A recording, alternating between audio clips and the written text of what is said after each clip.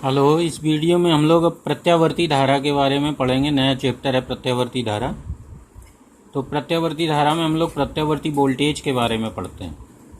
तो हम लोग पीछे पढ़ चुके हैं कि जब किसी एक समान चुंबकीय क्षेत्र में किसी कुंडली को घुमाते हैं तो उससे बद्ध चुंबकीय फ्लक्स में परिवर्तन होता है और इस कारण कुंडली में एक विद्युत वाहक बल प्रेरित हो जाता है, जिससे विद्युत चुंबकीय प्रेरण की घटना यानी कुंडली में विद्युत चुंबकीय प्रेरण की घटना के कारण एक विद्युत वाहक बल उत्पन्न हो जाता है। तो अब ये जो विद्युत वाहक बल है ये इसमें किस तरह से चेंज होता है उसको हम लोग देखते हैं।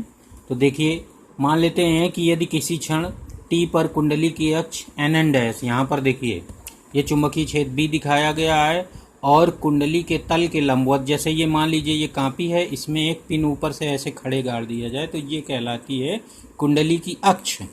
अब जैसे ही कुंडली घूमेगी वैसे ही अक्ष घूमेगी, तो अक्ष जैसे कुंडली घूमेगी तो अक्ष भी इस तरह से ऐसे ऐसे घूमेगी, यानी चुंबकीय क्षेत्र के साथ इसका एंगल बदलेगा। तो यहाँ पर ये कुंडली की अक्ष ये दिखाई गई है एन एन डैश। अब ये ऐसे थी पहले तो 90 डिग्री का कोण था, अब जब कुंडली घूमेगी तो ये भी अक्ष घूमेगी, ऐसे कोण घटता जाएगा, अब 0 हो गया, फिर नीचे को बढ़ने लगेगा 90 डिग्री में। तो इस तरह से ये और इसी जो ये अक्ष का जो अक्ष होती है कुंडली का, उसी का चुंबकीय क्षेत्र के साथ कोण थीटा देखा जाता है तो चुंबकीय फ्लक्स निकलता है। तो अब यहाँ पर हम लोग देखेंगे और कुंडली इस घूर्णन अक्ष के परितः ओमेगा कोणीय वेग से घूम रही है, मान लीजिए ये घूमने में लगी है। तो यहाँ पर लिखा जाएगा किसी क्षण टी पर कुंडली की अक्ष एन एन डैश अर्थात तल पर खींचा गया अविलंब लिख दिया है मैंने, चुंबकीय क्षेत्र बी से थीटा कोण बनाए तो थीटा बराबर हो जाएगा ओमेगा टी, क्योंकि हम लोग ओमेगा बराबर थीटा बटे टी पढ़े थे, तो थीटा बराबर ओमेगा टी। यानी अगर कोई वस्तु किसी घूर्णन अक्ष के परितः ओमेगा कोणीय वेग से घूम रही हो तो टी समय में उसके द्वारा जो घूमा गया कोण होता है वो थीटा होता है और थीटा बराबर होता है ओमेगा टी। तो याद रखना है, तो थीटा बराबर ओमेगा टी हो जाएगा। अब कुंडली से बद्ध चुंबकीय फ्लक्स निकालेंगे तो याद होगा फार्मूला था चुंबकीय फ्लक्स का, फाई बराबर बी ए कॉस थीटा। कॉस थीटा की जगह ओमेगा टी रख दिया जाएगा, यहाँ पर यह आ जाएगा। तो थीटा एंगल की स्थिति में जो चुंबकीय फ्लक्स होगा फाई वो हो जाएगा बी ए कॉस ओमेगा टी। अब हमें फ्लक्स परिवर्तन की दर निकालनी है तो इसको हम लोग फाई को टी के सापेक्ष अवकलन करेंगे। तो अवकलन करने पर हम लोग d phi by D t ये लिखेंगे, इसको बोलते हैं फ्लक्स परिवर्तन की दर। याद होगा तुम्हें D phi by D T. तो D phi by D T जब B A cos omega T का, तो बी ए कॉन्स्टेंट होता है वो बाहर आ जाता है, कास ओमेगा टी का जो अवकलन होता है माइनस साइन ओमेगा टी होता है, तो माइनस यहाँ आ गया, साइन ओमेगा टी यहाँ आ गया। फिर ओमेगा टी का अवकलन किया जाता है तो ओमेगा बाहर आ जाता है, टी का 1 हो जाता है, तो ओमेगा एक और बढ़ जाएगा। यानी ये ओमेगा अब यहाँ लिखेंगे क्योंकि ये साइन ओमेगा टी ये तो एंगल वाला होता है। तो यहाँ पर d phi by D t यानी जो इसका जो फ्लक्स परिवर्तन की दर होगी वो आ जाएगी minus b a omega sine omega T. तो ये है फ्लक्स परिवर्तन की दर जब कुंडली घूम रही होती है। अब यदि ये मान लें कि कुंडली में कैपिटल एन फेरे हैं तो फैराडे के प्रथम नियम से कुंडली में प्रेरित विद्युत वाहक बल का फार्मूला लिखेंगे। तो फैराडे का फर्स्ट नियम था ई बराबर minus n d phi by D T. तो अब यहाँ पर d phi by D t का मान रख देंगे, ये minus b a sine omega t, b a omega sine omega t रख देंगे तो माइनस माइनस प्लस हो जाएगा और आ जाएगा N B a omega sine omega T, यहाँ एन बढ़ जाएगा। तो जब कोई कुंडली किसी चुंबकीय क्षेत्र में घूम रही होती है तो इस तरह से उसमें प्रेरित विद्युत वाहक बल का मान इस फार्मूले के हिसाब से समय के हिसाब से बदलता रहता है। अब इसको जरा इसका देखते हैं किस तरह से बदलाव होता है। अब यहाँ पर अगर हम देखें तो साइन ओमेगा टी का अधिकतम मान 1 होता है, तो साइन ओमेगा टी का जब अधिकतम मान 1 हो जाएगा तो ई का अधिकतम मान हो जाएगा एन बी ओमेगा। इसको फिर ई नॉट से लिखने लगते हैं। तो यहाँ पर आगे बताया गया है, अब ये प्रेरित विद्युत वाहक बल का अधिकतम मान एन बी ओमेगा होगा, इसे ई नॉट से लिखते हैं। तो ई नॉट अगर हम फिर से रिप्लेस कर दें बैक में जाके इसी फार्मूले में, फिर से हम लोग इस एन बी ओमेगा की जगह ई नॉट लिख दें तो ई का मान ई नॉट के टर्म में आ जाएगा। तो ई बराबर हो जाएगा ई नॉट साइन ओमेगा टी, क्योंकि इस एन बी ओमेगा को हम लोग बोलते हैं अधिकतम प्रेरित विद्युत वाहक बल ई नॉट। तो यहाँ पर ई नॉट लिख लिया जाता है तो ये छोटा फार्मूला बन जाता है।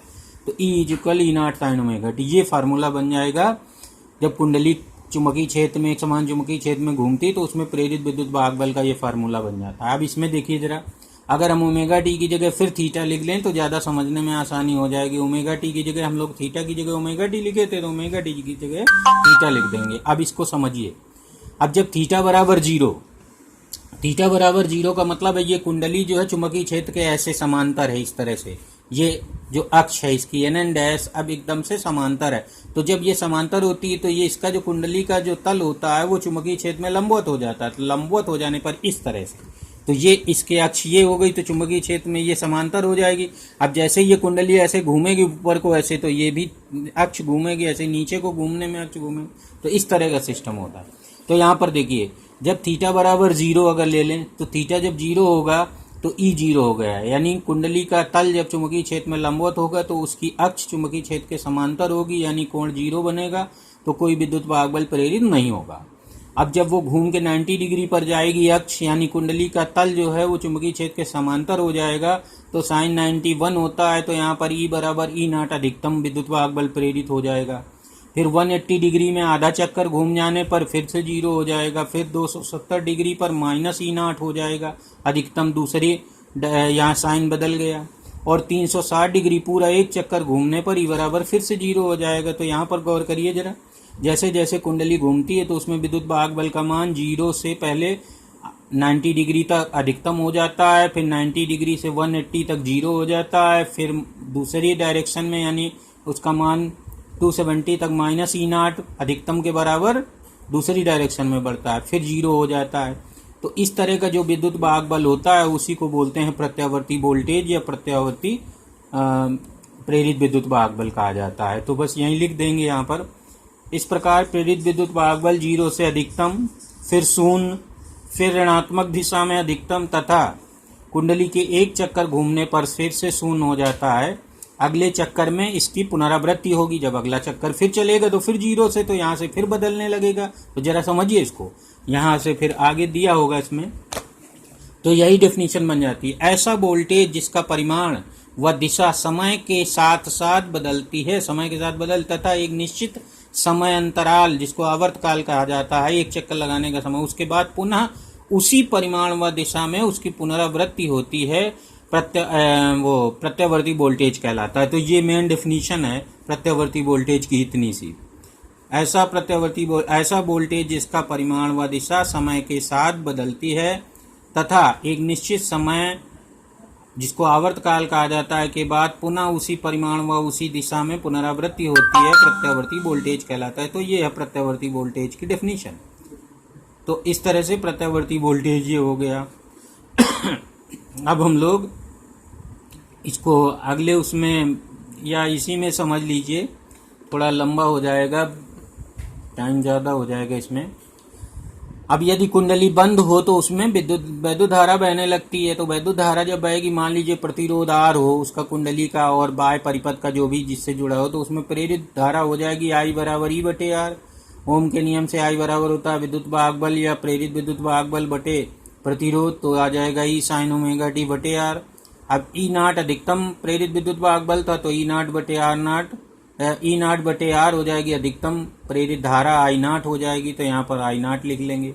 तो इस तरह धारा का जो सूत्र आएगा उसमें कुंडली में जो बहने वाली धारा का मान आएगा वो आई बराबर आई नॉट साइन ओमेगा टी के अनुसार बदलेगा। तो ये भी इस फार्मूला उसी तरह से है, ई बराबर ई नॉट साइन ओमेगा टी, यानी समय के साथ इसका भी मान बदलेगा, जीरो से अधिकतम, फिर जीरो, फिर माइनस में अधिकतम और फिर जीरो हो जाएगा। तो ये भी धारा भी, तो यही डेफिनेशन उसकी हो जाती है विद्युत धारा की, कि प्रत्यावर्ती वोल्टेज तथा प्रत्यावर्ती धारा समय के, ये डेफिनेशन इसमें ऐसे लिख देंगे, ऐसी धारा जिसका मान बिल्कुल सेम इसी तरह से, ऐसा वोल्टेज की जगह हो जाएगा ऐसी धारा जिसका परिमाण व दिशा समय के साथ बदलता है तथा एक निश्चित समय अंतराल बाद, निश्चित समय के बाद, जिसको आवर्तकाल कहते हैं, निश्चित समय के बाद पुनः उसी परिमाण व दिशा में पुनरावृत्ति होती है, प्रत्यावर्ती धारा कहलाती है। तो बिल्कुल जहाँ जहाँ वोल्टेज लिखा है वहाँ वो धारा लिख देना है। तो प्रत्यावर्ती धारा की डेफिनेशन बन जाएगी, क्योंकि सेम फार्मूला प्रत्यावर्ती धारा प्रत्यावर्ती वोल्टेज का सेम है। अब आगे हम लोग आगे वाले वीडियो में प्रत्यावर्ती वोल्टेज तथा प्रत्यावर्ती धारा का समय के साथ ग्राफ पढ़ेंगे। तो अभी ये प्रत्यावर्ती वोल्टेज क्या है इसको समझना है, और ये इतनी सी डेफिनेशन याद करनी है, इसी में ये वोल्टेज का हो जाएगा और धारा लिख दोगे तो धारा का बन जाएगा, प्रत्यावर्ती धारा का। आगे वाले हम लोग वीडियो में प्रत्यावर्ती वोल्टेज तथा प्रत्यावर्ती धारा का समय के साथ ग्राफ समझेंगे।